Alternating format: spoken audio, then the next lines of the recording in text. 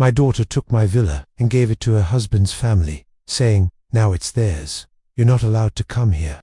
I smiled and nodded, hiding my anger.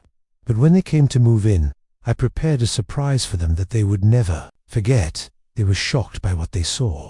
Betrayal turned into revenge, where justice struck from an unexpected direction, changing everything forever.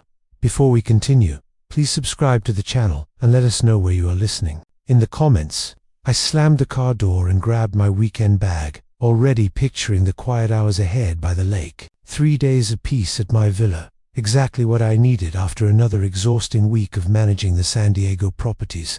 The 2-hour drive from the city had been worth it just to see Lake Tahoe's crystal waters again. But something was wrong. 2 figures in white bathrobes stood on my private terrace, coffee mugs steaming in their hands. My daughter, Kelly, leaned against the railing, her dark hair catching the afternoon sun. Behind her, a man I recognized as her husband Palmer shifted uncomfortably when he spotted me. "What the hell?" I muttered, my bag slipping from suddenly numb fingers. Kelly straightened, her face hardening into an expression I'd never seen before. Not even during her worst teenage years had she looked at me with such cold dismissal. "Dad, you can't stay here," she called out, her voice sharp enough to cut glass. "Palmer and I are planning a romantic weekend." I blinked, certain I'd misheard. This was my villa. The deed had my name on it, bought with money I'd earned building half the commercial district in San Diego. Elizabeth and I had picked out every tile, every fixture, every piece of furniture. "But Kelly, this is my villa," I started, my voice trailing off as the absurdity of having to state this obvious fact hit me. "I don't care." She set her mug down with a sharp clink. "We were here first, and we're not leaving." Palmer mumbled something I couldn't catch, but Kelly waved him off. Her bathrobe fell open slightly, and she pulled it tighter with an angry jerk. "Honey, I drove 2 hours," I said, taking a tentative step toward the front door. "I just wanted to spend the weekend. Get out of here and don't bother us." Kelly's voice rose to a shout. "You're just in the way anyway." The words hit me like a physical blow. In the way. This was my property, my retreat, the place where Elizabeth and I had planned to grow old together, where I came to feel close to her memory. I stood there, bag at my feet, staring at my only child as she glared at me from the terrace of my own home. Palmer looked everywhere except at me, his face flushed red above his bathrobe collar. 28 years old, and Kelly was ordering me off my own property like I was some unwanted stranger. The girl who used to climb into my lap for bedtime stories, who'd called me daddy until she turned 16, who'd sobbed in my arms at her mother's funeral. Elizabeth's voice whispered in my memory, "Be patient with her, Fred. She's still processing the grief. Give her time." 3 years. I'd given her 3 years of patience, of understanding, of bending over backward to accommodate her moods and her demands, and this was what it had gotten me. "Fine," I heard myself say, the word tasting like ash. "Fine, I'll go." I bent to pick up my bag, my knees creaking with the motion. 62 years old, and my own daughter was treating me like dirt on her shoes. "Good," Kelly called out. "Next time, call first. Next time, call first to use my own property." I walked back to my car on unsteady legs, each step feeling like a retreat from some battlefield I hadn't even known I was supposed to fight on. Behind me, I heard Kelly's voice, softer now, talking to Palmer about their plans for dinner. The engine turned over with a smooth purr. German engineering, reliable as always, unlike family, apparently. I backed out of the driveway, my hands gripping the steering wheel so tightly my knuckles went white. In my rearview mirror, I caught a glimpse of Kelly and Palmer, settling back into their chairs on the terrace, already dismissing my existence. My daughter raised her coffee mug in what might have been a toast, or might have been a final goodbye. The road back to San Diego stretched ahead, empty and long. I'd be driving home in defeat, tail between my legs, just like Elizabeth, always. Worried I would, just like I always did. Monday evening found me in my study, nursing lukewarm coffee and the remnants of a solitary dinner. 3 days had crawled by since Friday's humiliation at the villa. Saturday, I jumped every time the phone rang, expecting Kelly to call with some explanation. Sunday brought the uncomfortable realization that maybe I was always too quick to surrender. The phone's shrill ring cut through my thoughts. "Dad?" Kelly's voice carried none of the warmth I'd desperately hoped for. Cold, businesslike. "Listen carefully. Palmer and I have decided. The villa now belongs to his parents. My coffee mug froze halfway to my lips. What, Kelly? What are you talking about? Carl and Margaret Thompson. It's their home now. Her words dropped like stones into still water. You're forbidden from going there anymore. The leather chair creaked as I sat forward. Kelly, have you lost your mind? You can't just take my property. Actually, I can, and I am. Her voice sharpened to a blad's edge. You hardly use it anyway, and they desperately need proper housing. 30 years of 12-hour days building my construction business flashed through my mind. Every permit fight, every difficult client, every sacrifice Elizabeth and I had made to afford that dream home by the lake. It's my villa. The words exploded out of me with surprising force. I worked 3 decades to buy that place. Kelly's laugh held no humor. You're being ridiculously selfish. After everything we've done for you since Mum died, something snapped. Everything you've done for me? My voice rose to match hers. I paid for your wedding, your car, your college loans, that fancy apartment deposit. That's what fathers do. She cut me off. Besides, you're old and alone now. What do you possibly need with such a big villa? Old and alone. The phrase hit like a physical blow, but instead of crumpling, I felt something hardened inside my chest. Elizabeth's gentle voice whispered from memory about patience, but Elizabeth had never heard her daughter speak with such calculated cruelty. Those are Palmer's parents, Kelly, complete strangers to me. They're family now, and unlike you, they'll actually appreciate what they're getting. My grip tightened on the phone until my knuckles went white. No, silence stretched between us. I could practically hear her surprise crackling through the connection. What did you just say? I said. No, Kelly. The answer is no. You can't say no to me. That villa is wasted on you anyway. Her composure finally cracked, revealing something ugly underneath. Palmer's parents have been struggling financially, and you're just hoarding property you barely visit. The irony burned. I'd been visiting more frequently since Elizabeth's death, seeking comfort in the place where we'd been happiest. Kelly knew this perfectly well. They can find their own housing solutions, I said, surprised by the steadiness in my own voice. I can't believe how selfish you've become. Kelly's voice climbed toward hysteria. Mum would be ashamed of you. That crossed every line. Elizabeth would never have supported this theft. This manipulation of a grieving husband's love for his only child. Your mother would be horrified by what you've become, I said quietly. Kelly's intake of breath was audible. How dare you? I hung up. For the first time in 3 years, I had hung up on my daughter. The phone sat silent in my lap as my heart hammered against my ribs. Outside, San Diego's evening traffic hummed its familiar rhythm, but inside my study, everything had changed. The phone rang again immediately. Kelly's name flashed on the display. I turned it off. Sleep remained elusive that night. I sat in my leather chair until well past midnight, replaying every word of Kelly's outrageous demand. The silence in my study felt different now, not peaceful, but charged with possibility. By morning, something fundamental had shifted inside me. Tuesday brought clarity with the sunrise. I made coffee, retrieved my laptop, and began researching property law with the methodical precision that had built my construction empire. California statutes, transfer requirements, documentation needs, information I'd learned decades ago, but never imagined needing against my own daughter. The phone buzzed with text messages throughout the day. Kelly, of course. Dad, we need to talk about yesterday. Then, don't be stubborn about this. Finally, Palmer's parents are coming to see the villa this weekend. I deleted each message without responding. Wednesday morning, I drove to my attorney's office downtown. Marcus Chu had handled my business transactions for 15 years, a sharp mind wrapped in diplomatic courtesy. His corner office overlooked the harbor, floor-to-ceiling windows framing sailboats that danced across the bay. Fred, Marcus rose from behind his mahogany desk, extending a firm handshake. Good to see you. How can I help? I settled into the familiar client chair, the leather still creaking in exactly the same spot as always. I need to discuss property protection strategies. Marcus raised an eyebrow, but remained professionally neutral. Commercial or residential? Residential. The Lake Tahoe villa. I paused, choosing my words carefully. Someone is attempting to claim ownership rights they don't possess. Family member. The question hit like a diagnosis I wasn't ready to hear. Yes, Marcus nodded slowly, his expression growing more serious. That complicates things. Family disputes over property can get messy quickly. What are my options? Several.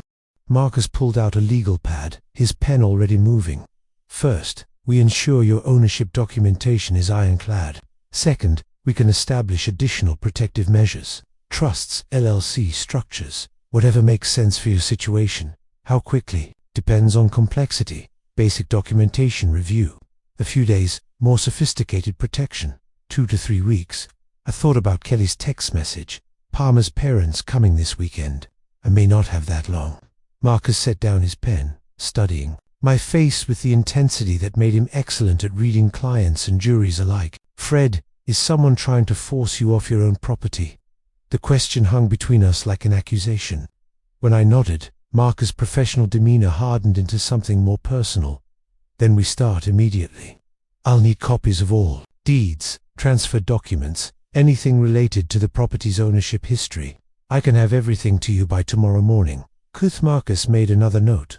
And Fred, document everything.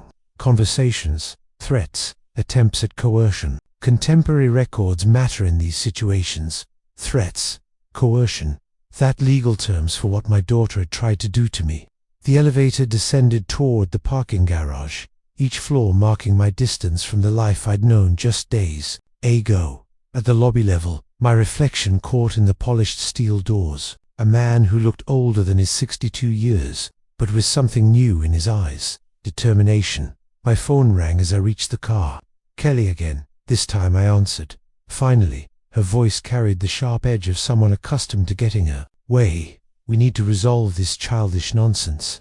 The only nonsense, I said calmly, is your belief that you can steal my property. Steal? How dare you use that word with me? What would you call taking someone's home without permission? Kelly's pause lasted longer than usual. When she spoke again, her tone had shifted to something more calculated. Dad, Palmer's parents really are struggling financially. Margaret lost her job last month, and Carl's pension barely covers their rent. A manipulation technique I recognized from her teenage years. He appealed to sympathy when demands failed. That's unfortunate, but it doesn't give them rights to my villa. You could be generous, show some family spirit.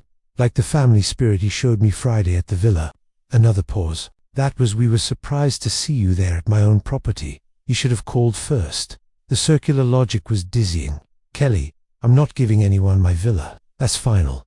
Fine. Her voice cracked like a whip. But Palmer's parents are still coming to look at it this Saturday. They've already made travel arrangements. The line went dead. I stood beside my car, phone still pressed to my ear, listening to the dial tone. Above me, San Diego's afternoon sky stretched endless and blue, the same sky that had watched me build everything I owned through decades of honest work. Saturday was 4 days away. The dial tone continued its mechanical hum while I sat frozen in my leather chair, phone still pressed against my ear. Kelly's words echoed in the sudden silence. Palmer's parents are still coming to look at it this Saturday. Look at it as if my villa were already theirs.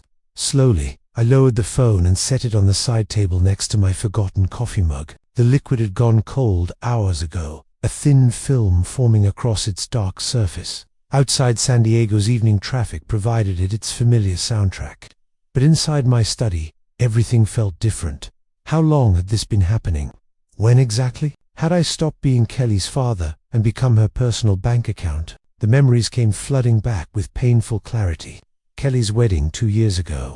She'd called it needing help with expenses, but I'd written a check for $15,000 without even asking for a budget breakdown. The casual way she'd accepted it. Like I was an ATM dispensing expected cash rather than her father making a significant sacrifice. Then Palmer's car troubles 8 months later. Dad, we really need reliable transportation, Kelly said, her voice carrying that particular tone. I learned meant another request was coming. $25,000 for a brand new SUV purchased and delivered within a week. Palmer had shaken my hand with enthusiasm, but Kelly had barely looked up from her phone when I'd handed over the keys. Elizabeth's voice whispered from memory. Be patient with her, Fred. She's still processing losing me. But Elizabeth had been dead for 3 years now, and Kelly's processing had morphed into something else entirely. Something that looked suspiciously like calculated exploitation of a grieving father's desperate need to maintain connection with his only child. I stood up from my chair, legs stiff from sitting motionless for too long. My study walls displayed decades of business achievements, awards, photographs with clients, framed contracts from major construction projects, evidence of a man who'd built an empire through careful negotiation and strategic thinking. So why had I become such a pushover in my personal life? The answer sat in a silver frame on my desk. Elizabeth's photograph taken during our last vacation to the villa. She was laughing at something I'd said, her grey hair catching the Lake Tahoe sunlight. In the 3 years since her death, I'd said yes to every one of Kelly's demands, terrified that saying no might drive away the last family I had left. The family didn't steal from each other. Family didn't manipulate grief into financial opportunity. Kelly's graduate school expenses had totaled nearly $40,000 over 2 years. I'd paid every bill without question, even when she'd switched majors twice and extended her program. Her thank you calls had grown shorter and less frequent, eventually disappearing altogether, except when she needed something else. Pattern recognition, a skill that had served me well in construction, bidding wars and contract negotiations. Apply the same analytical approach to Kelly's behavior, and the pattern became crystal clear. Each request had been larger than the last. Each expression of gratitude had been smaller. Each interaction had felt more transactional, less personal. I'd thought I was being a good father. Instead, I'd been training her to see me as a resource rather than a person. The wall clock chimed 8 o'clock. It'd sound sharp in the quiet room. Palmer's parents would arrive at my villa in 4 days, expecting to claim ownership of a property I'd spent 30 years earning. They'd probably brought measuring tape and furniture catalogues, already planning how to rearrange my life's work to suit their comfort. Elizabeth's advice about patience had been sound when Kelly was genuinely grieving, but grief didn't last. 3 years Griff didn't plot to steal property from the person who'd provided endless financial support. Griff didn't hang up on a father after demanding he surrender his home to strangers. This wasn't grief anymore. This was greed. I picked up Elizabeth's photograph, studying her familiar smile. She'd loved Kelly deeply, but she'd also been the disciplinarian in our household. Elizabeth would never have tolerated this level of disrespect, this casual dismissal of my rights and feelings. "What would you want me to do?" I asked her image. Quietly, the answer came immediately in my own voice rather than hers. Stop being a victim. Cliff's proved impossible. I'd gone through my usual bedtime routine. Shower, teeth, the sports section from Sunday's paper. But when my head hit the pillow at 11, my mind refused to quiet.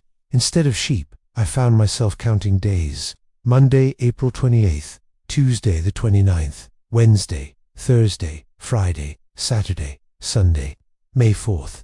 6 days by midnight, I'd abandoned any pretense of rest. Lying flat on my back, hands clasped behind my head, I stared at the ceiling and let my mind work the problem like I used to work construction contracts. Break down the components, identify the critical path, calculate resources and timeline. Kelly had made a crucial tactical error. She'd given me an exact deadline. In 30 years of project management, I'd learned that the client who reveals their timeline first usually loses the negotiation. Sunday, May 4th, meant she was working backward from some fixed constraint, probably Palmer's parents' moving schedule or lease expiration. The digital clock glowed 12:47 a.m. when the solution framework began forming. This wasn't about emotion anymore. This was about strategy, and strategy was something I understood. Every difficult client, every impossible deadline, every contractor who tried to squeeze me for extra money. They'd all taught me valuable lessons about human nature and leverage points. Rule 1, never negotiate from desperation. Kelly assumed I was desperate to preserve our relationship, which had been true for 3 years. But desperate men don't hang up on their daughters. Desperate men don't hire attorneys. Rule 2, information advantage wins deals. Kelly thought she knew everything about me, the grieving widowward who couldn't say no to his daughter's demands. She had no idea about my conversation with Marcus Chun, no knowledge of the documentation review already underway. Rule 3, timing determines everything. 6 days felt rushed from her perspective, probably leaving little room for contingency planning. From my perspective, 6 days was plenty of time to prepare something elegant. I thought about Frank Morrison, the developer who tried to muscle me out of the Harbor District project back in '98. Morrison had used intimidation tactics, threatening legal action, spreading rumors about my company's reliability. Sound familiar? I'd let him think his strategies were working while quietly securing contracts with 3 of his biggest subcontractors. When his project timeline collapsed, I'd been ready with solutions at premium rates. The parallel was almost perfect. Kelly thought she was pressuring me into surrender. Instead, she was giving me time to build the perfect trap. My phone buzzed with a text message. Kelly again, of course. Dad, Palmer's parents found a moving company for Sunday. Please don't make this harder than it needs to be. The presumption was breathtaking. She'd already arranged movers for my property. The sheer audacity actually impressed me from a business perspective. Always act as if the deal is already closed, even when you're bluffing. But I'd seen this move before. Tony Castellanos had tried the same tactic in 2003, showing up to my office with architectural plans for modifications to a property he didn't yet own. Tony had learned an expensive lesson about the difference between confidence and ownership rights. Kelly was about to learn the same lesson. I deleted her message and set the phone aside. My mind was clicking through possibilities now. The same methodical process I'd used to turn a small contracting business into a multi-million-dollar enterprise. Resources, timeline, desired outcome, acceptable risks. Resources, substantial financial assets, legal representation. 30 years of business relationships, and one crucial advantage Kelly didn't know about. My neighbor Derek's technical expertise. Derek owed me a favor from last winter when I'd helped him deal with a flooding issue in his basement. Timeline: 6 days to implement. Sunday execution. Desired outcome: complete reversal of Kelly's power position. Not just stopping her theft, but ensuring she understood the consequences of treating me like a victim. The clock read 1:23 a.m. when I finally smiled in the darkness. Elizabeth used to say I had a ruthless streak that emerged when someone pushed me too far. She'd seen it with competitors who tried to undercut my bids through questionable tactics with suppliers, who'd attempted to breach contract terms. "You're too nice 95% of the time," she told me once. "But that other 5% is absolutely terrifying." Kelly had never seen that 5%. She was about to get a masterclass. By 2 in the morning, the basic framework was solid. Tomorrow, I'd approach Derek about the technical aspects. Wednesday, I'd finalize details with Marcus. Thursday and Friday for preparation and positioning. Saturday night, I'd drive up to Lake Tahoe one final time as the accommodating father Kelly expected me to be.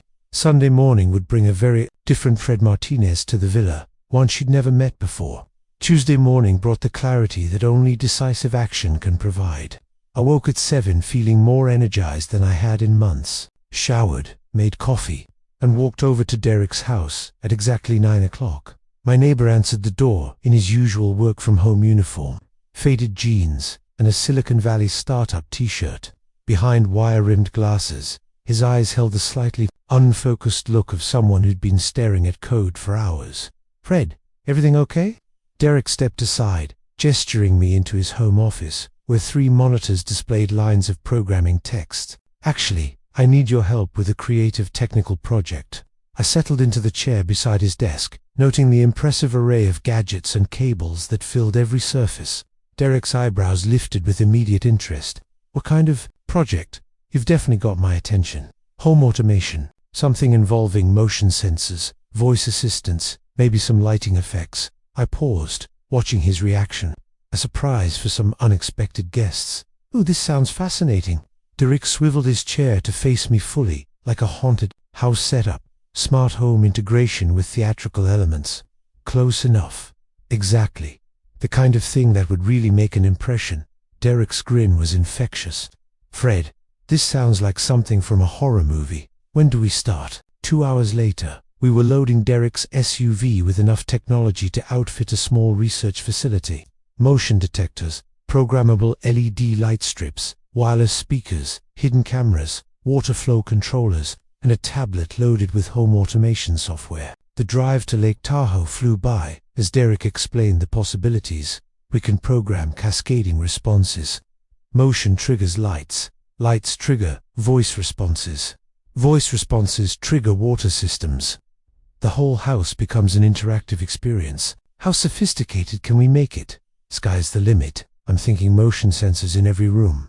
voice assistant programmed with custom messages, lighting that responds to movement patterns. Derek was practically bouncing in his seat.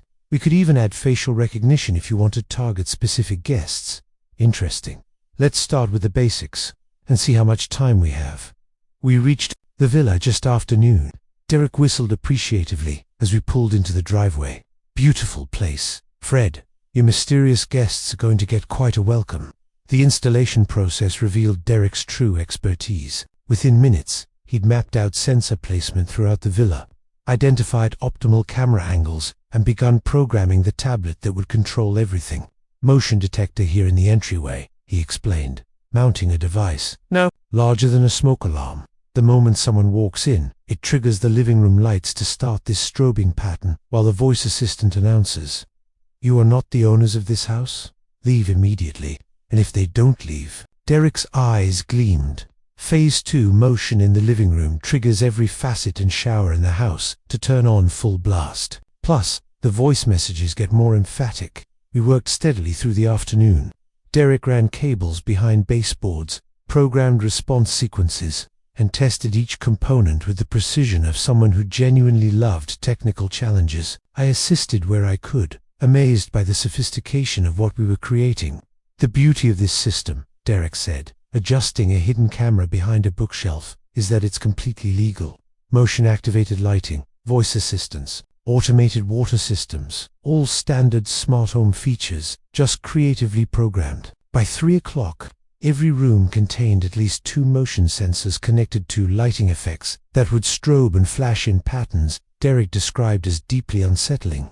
The voice assistant had been programmed with increasingly aggressive messages triggered by continued motion detection. Water systems throughout the house would activate randomly after the initial motion trigger.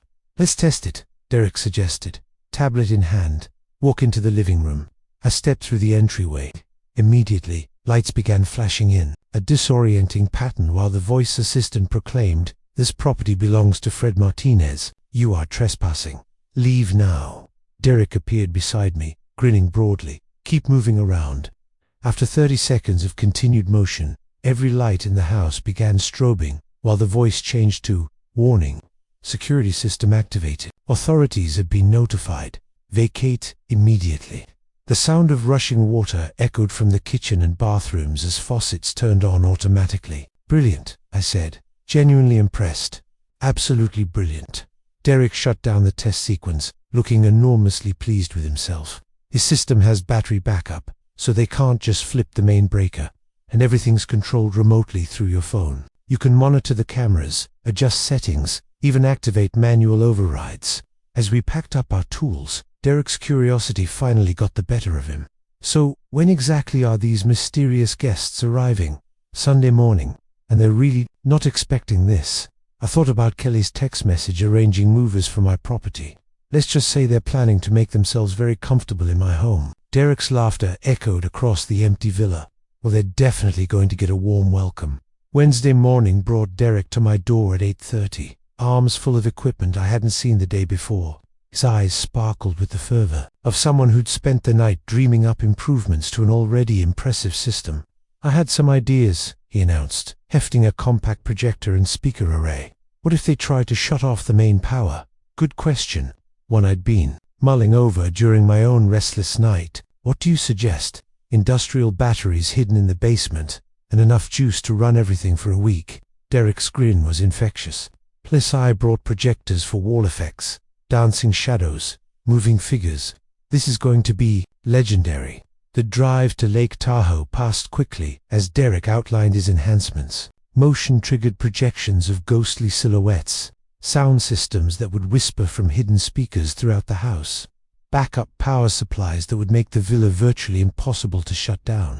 "Your mysterious guests," Derek said as we pulled into the villa's driveway, "are going to think they've walked into a haunted house movie." Perfect.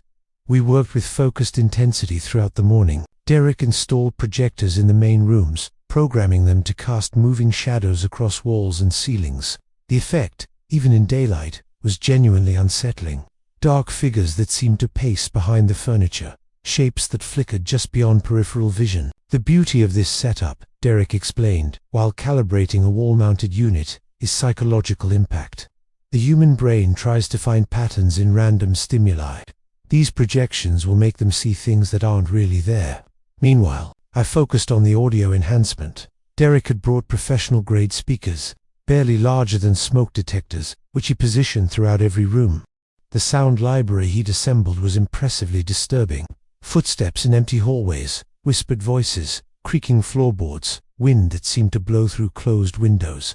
The system will layer these sounds randomly, Derek noted. Fine-tune the audio levels, sometimes just one effect, sometimes multiple sounds overlapping keeps them guessing what's real. By noon, we'd transformed the peaceful villa into something that belonged in a psychological thriller. The backup battery system, cleverly hidden beneath the main electrical panel, would ensure uninterrupted operation regardless of attempts to disable the power supply. What about a warning sign? One suggested as we paused for lunch. Something to set the right tone when they arrive. Derek's eyes lit up. Brilliant. How about, welcome to the house of the future. Enter at your own risk. Makes it sound like some kind of tech demonstration. We spent an hour crafting the perfect sign, professional looking, mounted prominently on the front door. To casual observers, it would suggest an elaborate smart home showcase. To our unwelcome visitors, it would provide fair warning of what awaited inside. The afternoon was devoted to comprehensive testing and final calibration. Derek walked through each room while I monitored the control tablet, watching as motion sensors triggered cascading responses across every system simultaneously. Motion detected an entryway. Derek called out, lights activating, projection system engaging, audio sequence. Start in a villa erupted into controlled chaos. Strobe lights pulsed in disorienting patterns while ghostly shadows danced across walls. The voice assistant announced its stern warning about trespassing, while eerie whispers seemed to emanate from empty corners. Water began flowing from faucets, and showers throughout the house. How long would this sequence run? I asked, genuinely impressed by the coordination continuously. While motion is detected with 30-second intervals if they try to hide or stay still. Derek beamed with professional pride. The system assumes anyone remaining inside is either authorized or stubborn. It adjusts accordingly. We conducted final tests in every room, ensuring seamless integration between all components. The projectors synchronized perfectly with sound effects. Motion sensors covered every possible path through the house. The backup power systems remained invisible, yet accessible for maintenance. As evening approached, Derek made final adjustments to the smartphone interface that would allow me to monitor everything remotely.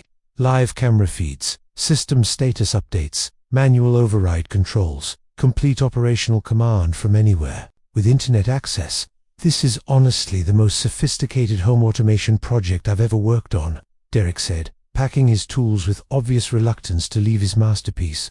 Your guests are going to get the surprise of their lives. Standing in the doorway, I surveyed our handiwork one final time. The villa looked exactly as it always had, peaceful, welcoming, serene. But beneath that familiar surface lay a technological web that would respond to unwelcome visitors with relentless, inescapable intensity. Thank you, Derek. This is absolutely perfect. Derek's laughter echoed across the empty villa as we locked up and headed to our cars. I almost feel sorry for whoever shows up here Sunday. Almost. Sunday, May 4th, the day Kelly had chosen for her final victory. I positioned myself in my study at 2 o'clock sharp. 3 monitors glowing with camera feeds. From the villa, the peaceful afternoon at Lake Tahoe looked deceptively serene through the high-definition lenses Derek had installed throughout my property. Birds moved between pine trees, sunlight sparkled on the lake's surface. No hint of the technological web waiting beneath the villa's innocent facade. My phone lay beside the keyboard, its screen showing the home automation app that controlled every system Derek and I had so carefully integrated. Motion sensors armed, audio systems ready, lighting arrays programmed, water controls activated, projection systems loaded with their unsettling choreography. Everything had tested perfectly during our Wednesday completion run. Now came the real performance. At 2:28 p.m., a dark blue minivan appeared on the approach road camera, exactly as Kelly had promised. My daughter's punctuality had always been one of her more reliable traits. Useful in school, devastating in manipulation, and perfect for revenge planning. Right on schedule, I murmured, adjusting the monitor angle for optimal viewing. The vehicle pulled into my driveway with casual confidence, as if the occupants owned every stone in the path. Callie emerged from the passenger side first, her dark hair catching the afternoon light as she stretched and surveyed what she clearly believed was now her family's property. Palmer climbed out from behind the wheel, already moving to help his parents with their luggage. Carl and Margaret Thompson looked exactly as I'd imagined. Retirement-aged, slightly weathered, but moving with the eager anticipation of people who'd just received an unexpected gift. Margaret clutched a large purse and what appeared to be house slippers, ready to make herself comfortable in someone else's home. They gathered at the back of the minivan, unloading suitcases and boxes with the efficiency of a permanent relocation. Not a weekend visit, not a temporary arrangement. A complete takeover of my villa, executed with the casual confidence of people who believed their victim was too weak to resist. Kelly pointed toward the front entrance, speaking animatedly to her in-laws even through the camera. Her body language radiated triumph and authority. Palmer nodded along, occasionally glancing up at the villa's windows, as if mentally cataloguing which rooms his parents might prefer. They approached my front door as a unified group, for people absolutely certain of their right to claim my property. Margaret walked slightly ahead of the others, her posture suggesting someone prepared to take charge of household arrangements immediately. Then they reached the warning sign. Derek's professionally mounted placard stood prominently beside the entrance. "Welcome to the house of the future. Enter at your own risk." The lettering was clear, the message unmistakable, the warning legally sufficient. Margaret stopped first, her face darkening as she read the sign. Her voice carried clearly through the audio pickup Derek had positioned near the entrance. "What is this nonsense? Who put this ridiculous thing up?" Carl joined her, squinting at the sign with obvious irritation. "Probably some prankster kid. Just ignore it, Maggie." Kelly's laughter was sharp and dismissive. "Oh, that's just Dad being weird. He probably thought it was funny or something. Don't worry about it at all." Palmer shrugged, already reaching for the door handle. "The old man's always been a little eccentric. Right, let's just get inside." But Margaret wasn't finished. Her face flushed with indignation as she grabbed the sign's mounting bracket and yanked it free from the wall with surprising strength. The professional installation Derek had spent an hour perfecting came apart in seconds, the placard clattering to the ground. "There," Margaret declared, kicking the fallen sign aside. "I won't have some silly warning ruining our first day in our new home." Kelly applauded. "Perfed, you're absolutely right, Margaret. This is your house now." Through my monitors, I watched them step over the destroyed warning sign and approach my front door. For people who had just demonstrated complete disrespect for my property, my message, and my right to set boundaries in my own home, fair warning given. Fair warning rejected with contempt. Palmer inserted the key Kelly had obviously provided, probably copied from the spare I trusted her with years ago. The lock turned smoothly, the door swung open, and my daughter led Palmer's parents across the threshold of my villa like a conquering general claiming territory. "Make yourselves completely at home," Kelly announced, her voice echoing through the entryway. "This place is yours now." Margaret's delighted gasp was audible through the speaker system. "Oh, it's even more beautiful inside. Kelly, I can't believe how easy this was. Some people are just natural pushovers." The motion sensors registered their presence immediately. Red indicators lighting up across my monitoring system. 4 targets inside the villa. Systems armed and responsive. All technological elements ready for activation. I leaned back in my leather chair, finger hovering over the smartphone screen that would begin their education in respect for other people's property. Not yet. Let them get comfortable first. 10 o'clock arrived with the precision of a Swiss timepiece. Through the bedroom camera feed, I watched Kelly and Palmer settle into sleep in what they believed was their master bedroom. The guest room monitor showed Carl and Margaret already unconscious, exhausted from their day of claiming my property. Perfect timing for their technological awakening. My finger hovered over the master activation control Derek had programmed into my smartphone. One touch would unleash every system we'd so carefully integrated throughout the villa. Motion sensors armed, audio sequences loaded, projection systems ready, water controls prepared. Time for my daughter to understand the difference between a victim and a strategist. I pressed execute. The transformation was instantaneous and magnificent.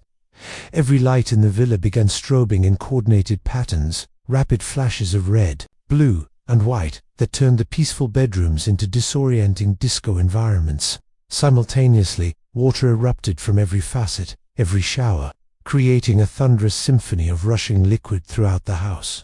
Kelly bolted upright in bed, her silhouette visible against the chaotic lighting. Palmer scrambled beside her, both of them shouting questions that couldn't be heard over the technological assault. Then the voice assistant joined the performance. "Attention, unauthorized intrusion detected."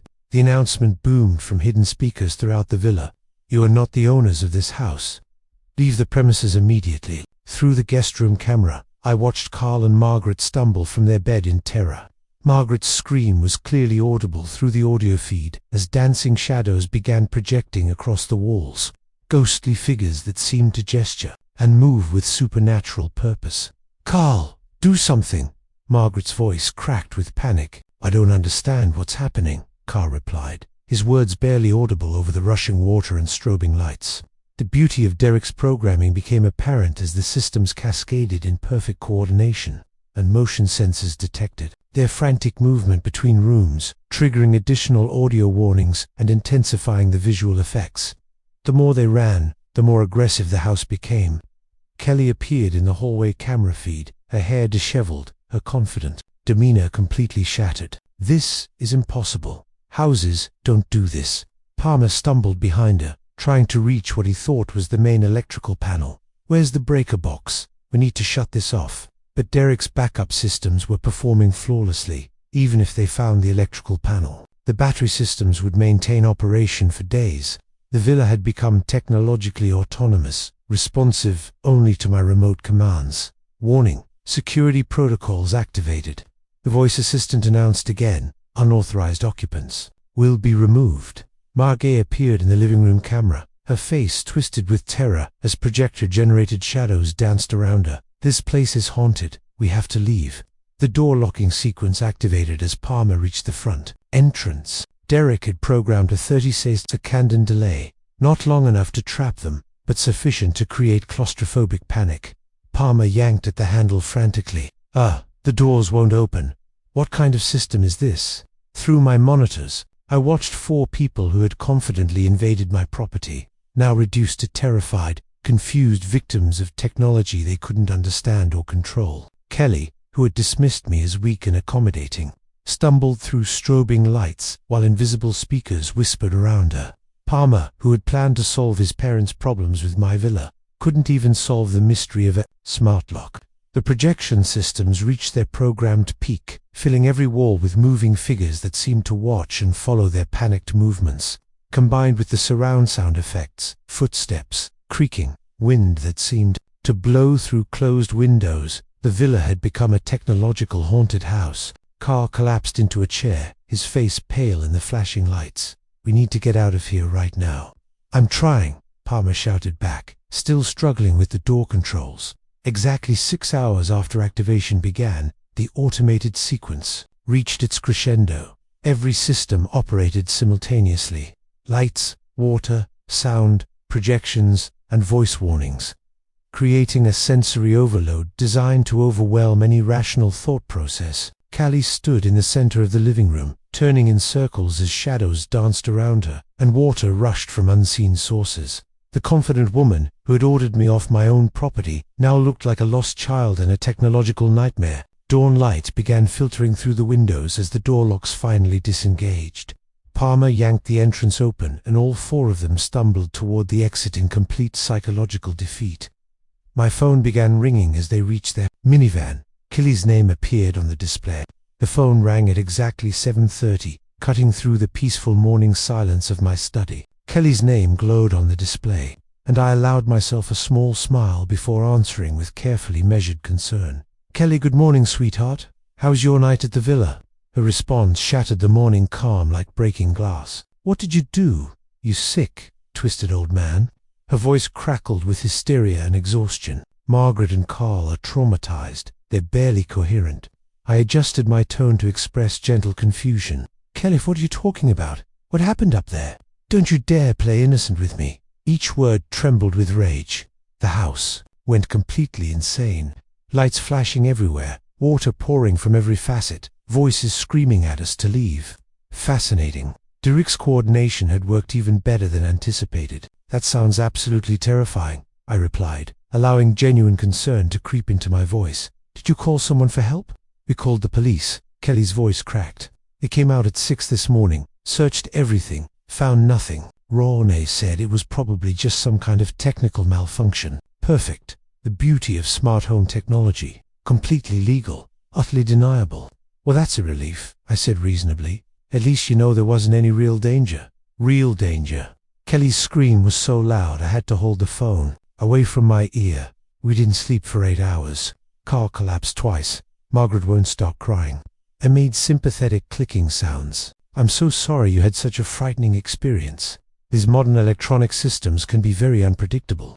Stop mocking us. The desperation in her voice was almost musical. This wasn't some random malfunction and we both know it. Kelly, I'm genuinely concerned about you. You sound extremely stressed. I paused, then added with perfectly calibrated innocence, maybe the house just doesn't like strangers staying there. The silence stretched for 10 seconds. When Kelly spoke again, her voice had dropped to a dangerous whisper. I know this was you. Somehow, someway you orchestrated this whole nightmare. Me. I laughed gently. Kelly, I was here in San Diego all night.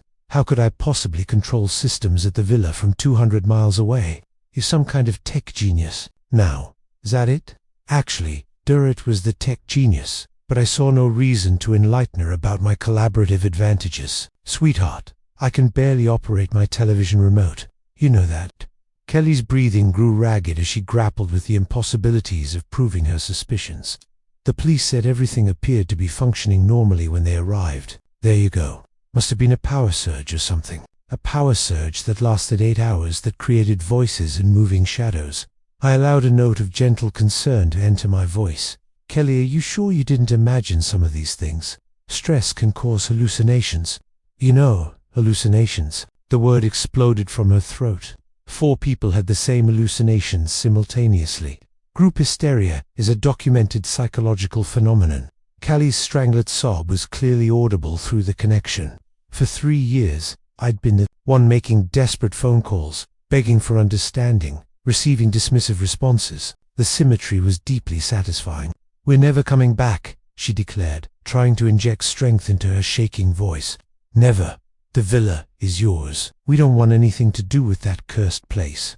That's probably wise, I agreed mildly. Sometimes houses develop personalities, especially when they feel their boundaries have been violated. You can't get away with this. Somehow we'll prove it was you. Prove what exactly? That you had a bad night, involving what the police determined was a technical malfunction.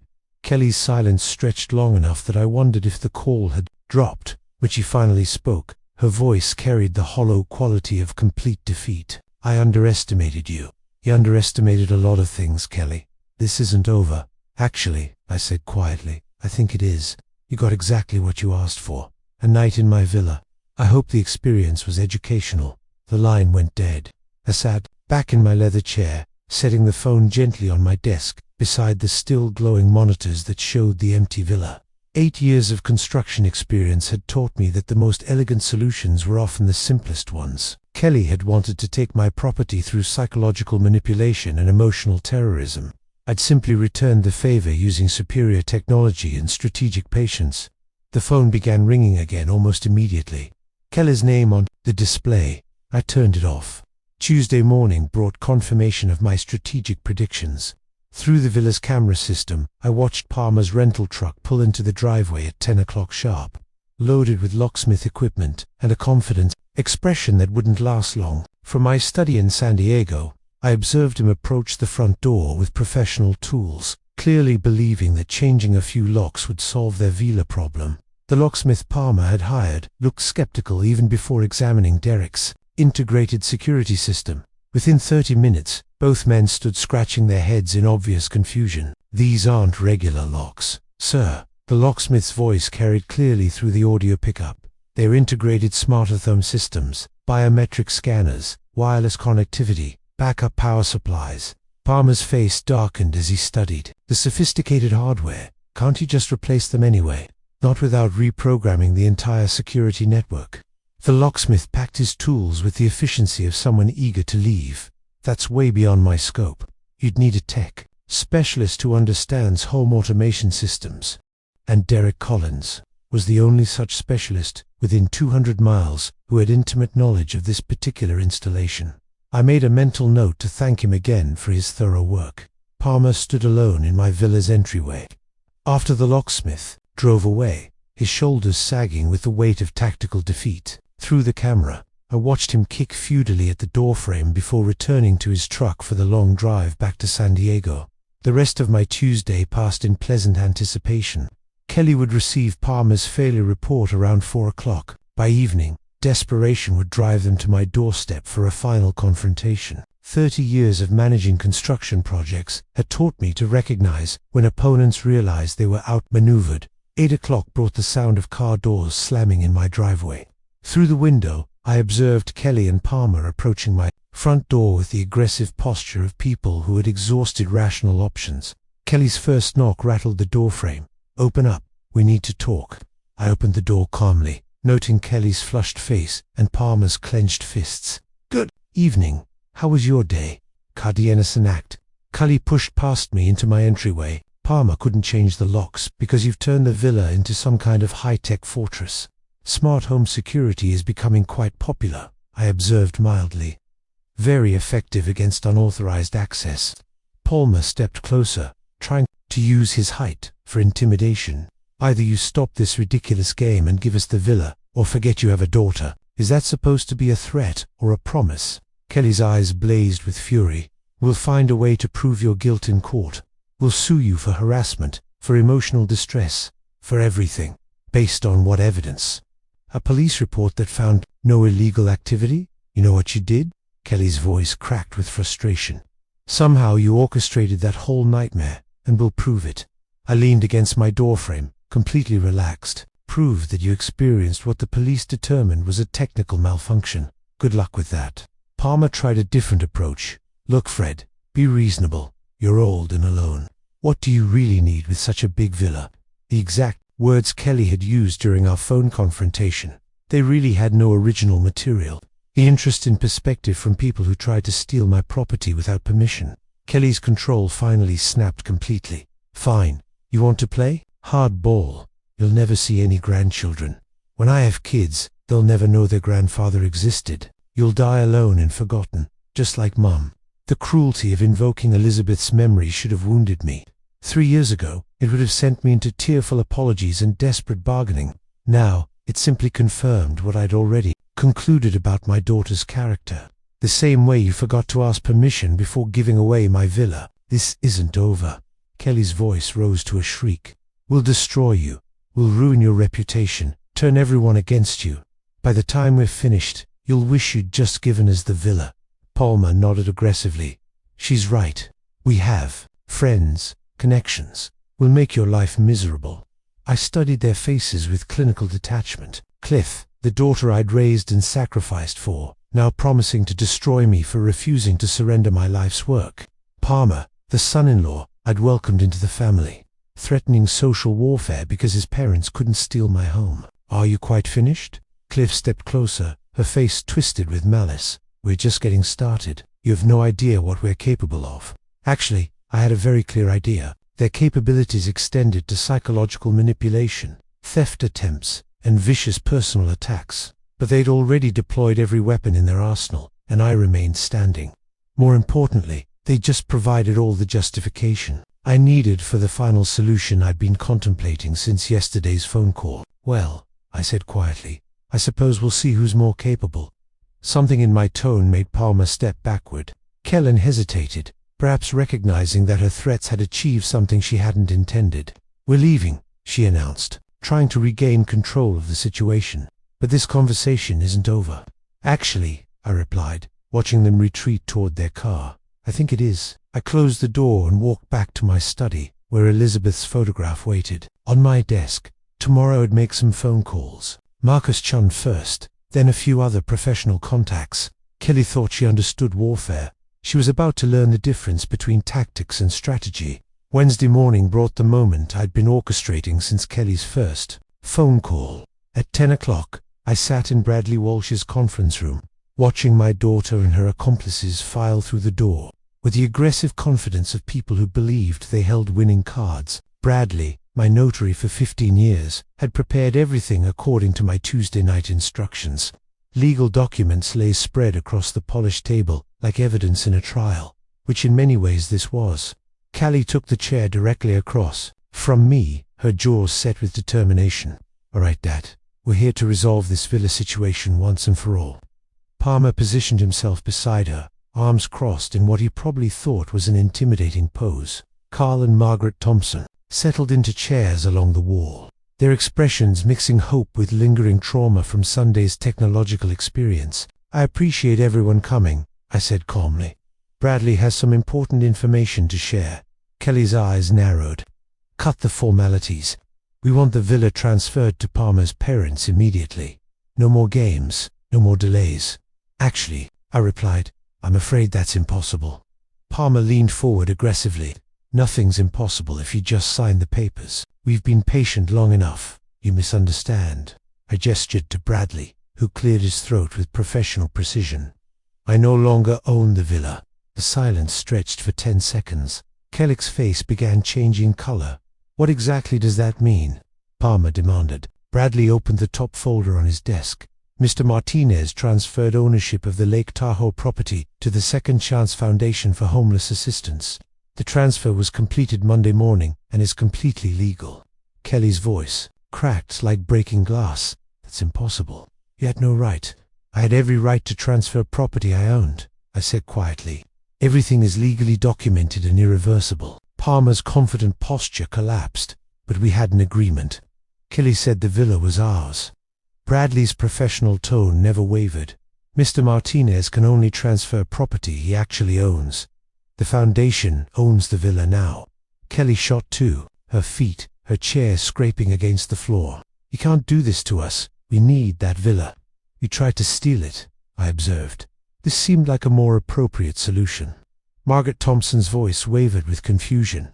"What does this mean? For us? Where will we live?" "You'll have to make other arrangements," I said, "just as you expected me to do when you tried to evict me from my own property." Kelly's hands trembled as she gripped the table edge. "This is just spite, pure revenge. This is justice." I met her eyes steadily, "and it's permanent." Palmer's face had gone ashen as the financial implications hit him. "Our plans, our future. We counted on that villa to solve our problems. Perhaps you should have asked permission before making those plans." Bradley spread additional documents across the table. "The charitable transfer includes a lifetime usage clause for Mr. Martinez as the donor. He retains full access to the property until his death. Then nothing changes for you." Kelly's voice climbed toward hysteria. "You still get to use it. Everything changes," I corrected. "You no longer have any claim to it ever." Carl Thompson spoke for the first time, his voice small and confused. "So, we get nothing after everything? After attempting to steal my property through psychological manipulation and threats?" "That's correct." Kelly sank back into her chair, the fight draining from her face as the reality settled in. "When did you do this?" "Monday morning, immediately after your technological experience." The timing hit her like a physical blow. "Monday after the villa incident, but before their confrontation at my house. Every threat, every demand, every cruel word had been meaningless from the moment she'd spoken them." Palmer's voice was barely a whisper.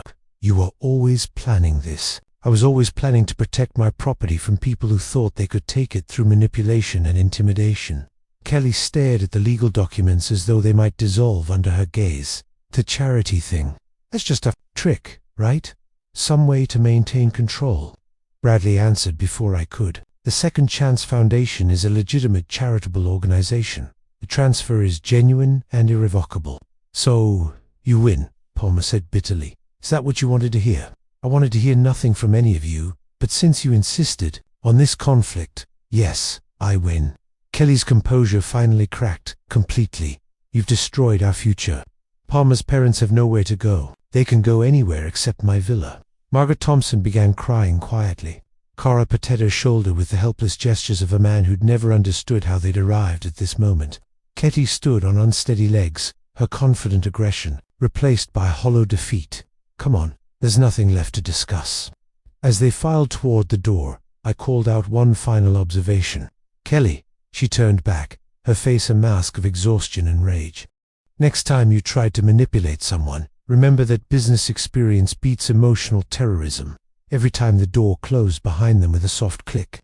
Bradley and I sat in comfortable silence, surrounded by the legal documents that had just ended a war I'd never wanted to fight. Masterfully planned, Fred, Bradley said finally.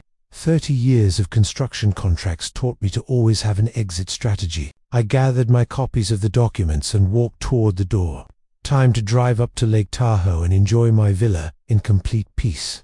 Thursday morning brought the first sunrise in 3 years that I could watch without fear, anger, or defensive calculation. I drove to Lake Tahoe through California's spring landscape, feeling something I'd almost forgotten existed: simple contentment. The villa welcomed me with the silence of a house that belonged once again entirely to its rightful occupant. I used my key without checking over my shoulder, entered without listening for hostile voices, walked through rooms that held memories of recent technological warfare, but felt somehow cleansed. My first task was restoration. Derry's cameras came down easily, their sophisticated mounting hardware yielding to basic tools and determined purpose. Motion sensors, voice assistants, projection systems, each component of our elaborate revenge theater got carefully packed into boxes for a return to my helpful neighbor. Within 2 hours, the villa had returned to its natural state. No blinking lights, no hidden microphones, no technological defenses monitoring invisible approaches.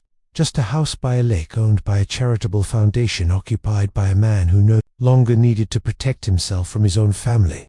I made coffee using the same machine that had witnessed Sunday's chaos, then carried my mug to the terrace, where Elizabeth and I had shared countless peaceful mornings. The lake stretched before me, its surface reflecting the late morning sun in patterns that seemed to dance with possibility rather than threat. For the first time since my wife's death, I sat completely still. The transformation felt almost mystical in its completeness. 3 years ago, I'd been a broken widower who confused love with surrender, kindness with weakness, family loyalty with accepting abuse. The man who had built a construction empire from nothing had somehow forgotten how to protect his own boundaries. Elizabeth's voice whispered through memory, but clearer now, unfiltered by grief and manipulation.